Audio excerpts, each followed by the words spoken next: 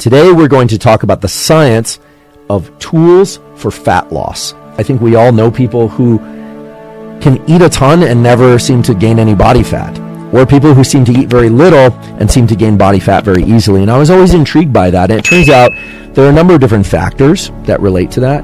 Simply moving around a lot, even if those are subtle movements, greatly increases the amount of energy that you burn. So let's talk about how to activate the nervous system in ways that it promotes more liberation, movement, mobilization of fat, and more oxidation of fat. How many calories you ingest versus how many calories you burn is the fundamental and most important formula in this business of fat loss and weight management in general. There's simply no way around the fact that if you ingest far more calories than you burn, you're likely to gain weight. But the calories burned portion is strongly influenced by a number of things that you can control. Belief effects, just thinking, can impact the effects of things like exercise on weight loss. These are just incredible results. So this is remarkable, and it speaks to the power of the nervous system and the power of belief in governing aspects of our body and our physiology that one would otherwise think were outside our conscious control. When you look at different diets, you look at low-fat diets, high-fat diets, keto diets, intermittent fasting, provided people stick to their particular diet, it doesn't really matter which diet you follow. Adherence, however, is always an issue. If you can't stick with something, then it's not very worthwhile. So let's talk about movement and the more traditional kinds of movement, aka exercise. Rather than think about weight training versus cardiovascular exercise, I think the most simple way, the most fluid way to have this conversation about exercise and fat loss is in terms of three general types of training. So we can think about high, medium, and low intensity exercise, or high intensity interval training, sprint interval training, or moderate intensity continuous training. Digging through all the studies on this, we're finally starting to arrive at a consensus of when is best to do exercise and what types of exercise to do if your goal is fat loss. There's some great stuff out there, and there's some really terrible information out there, and there's a lot of controversy. Fat metabolism is something that happens systemically throughout the body at about or after 90 minutes of moderate intensity exercise. There's a switchover point. You will burn far less fat from the 90-minute point onward than you would if you had gone into the training fasted. Now, 90 minutes of moderate intensity exercise is a lot. There are also studies that point to the fact that you don't have to wait to 90 minutes in order to get this enhanced fat burning effect. The studies I was able to find, and that looked to me like quality peer-reviewed studies with no company bias or no product bias of any kind, pointed to the fact that if one does high-intensity training, well, then the switchover point in which you can burn more fat if you go into that fasted comes earlier. The nervous system and the role of the brain and other neurons has been vastly overlooked in the discussion about losing fat. Your nervous system is the master controller of this process, and it plays a strong role in the calories out, the calories burned component.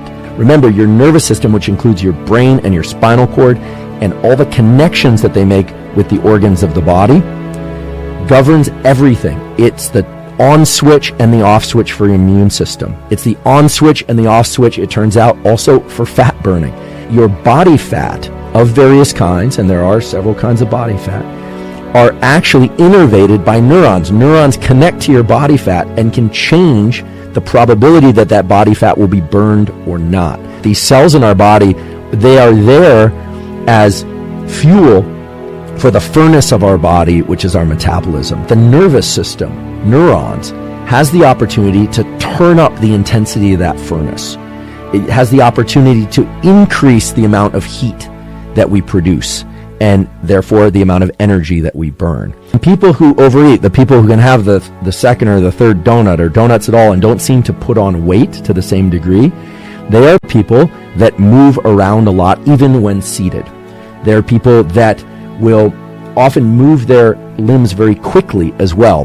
Fidgeting movements, staccato movements, standing up, walking around, pacing, all the sort of nervous activities that we're so critical of in other people and sometimes in ourselves are actually mobilizing and oxidizing a lot of fat and a lot of energy.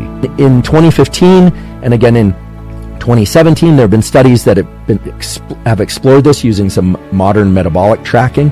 And indeed, simply moving a lot, being a fidgeter, bouncing your knee, standing up and pacing, what's called NEAT, N-E-A-T, which is non-exercise activity thermogenesis, NEAT, led to considerable amounts of fat loss and weight loss. There even have been studies that have explored other things that correlate with fidgeters. Fidgeters stand up very quickly at the end of a lecture, or they start to gather their things very quickly, whereas non-fidgeters don't. And while this probably won't compensate for chronic overeating, the caloric burn from this is considerable and very likely can offset a meal that had excessive calories or a kind of steady state of eating too much. There's clearly a tool to export from this, which is that you can increase the amount of calories burned without having to go on additional long runs. You might say, well, how could these little micro movements lead to so much caloric burn? And that's where it really gets interesting. These little fidgety movements, the engagement of certain aspects of our musculature that are nothing like exercise. It's not these large coordinated or rhythmic body movements, but rather subtle little bits of fidgety movement, or those low-level movements. They trigger epinephrine release from these neurons, and they stimulate the mobilization of fat.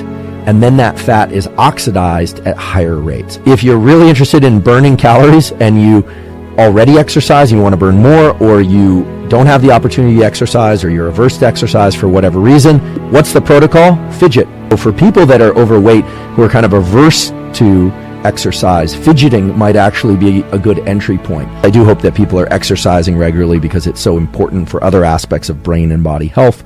But nonetheless, we are all time limited, and we are not all so ready to embrace exercise. Just the use of something like low-level movement, and it's almost like a tremor, but also these like short, small, fidgety movements. This has nothing to do with exercise in the traditional form, and yet 800 to 2,500 calories per day, that's a considerable amount of fat oxidized. Now it should make sense why shivering is one of the strongest stimuli that one can incorporate to stimulate fat loss. So in recent years, there's been a growing interest in the use of cold for various things like improving stress tolerance, improving metabolism, recovery from exercise.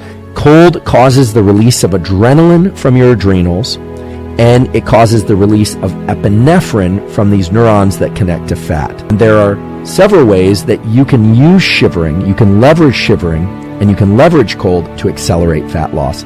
But you have to do it correctly. And most of the people that are using cold and frankly suggesting cold as a means to increase metabolism fat loss are suggesting the exact wrong protocol. It is shivering itself that causes the brown fat to increase your burning, your burn rate, and your metabolism. If you get into cold water or an ice bath or a cold day and you try and remain calm and resist shivering, you actually short circuit this mechanism for increasing brown fat thermogenesis. Cold exposure does several things. Making ourselves cold can allow us to build up mental resilience, and I find this fascinating. I wish more people knew about it, which is why I'm telling you about it today.